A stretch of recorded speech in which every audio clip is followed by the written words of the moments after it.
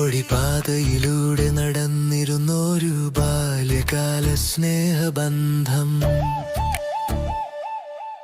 ചിരികളാൽ നിറഞ്ഞിരുന്ന ദിനങ്ങൾ മനസ്സിലിന്നും തെളിഞ്ഞിരിക്കുന്നു. കാലം മാറി വഴികൾ വേർപെട്ടു ജീവിതം താണ്ടി നീളുമ്പോൾ ചെറുതൊരു പൊത്തിക്കൈയിൽ പിടിച്ച് ദ്വാരകയിലേക്കു വന്ന സുഹൃത്ത്, ചേരുവടയുടെ സുഗന്ധത്തിൽ മറഞ്ഞു സുഹൃത് ബന്ധത്തിന്റെ ആത്മസ്മൃതി. കൃഷ്ണ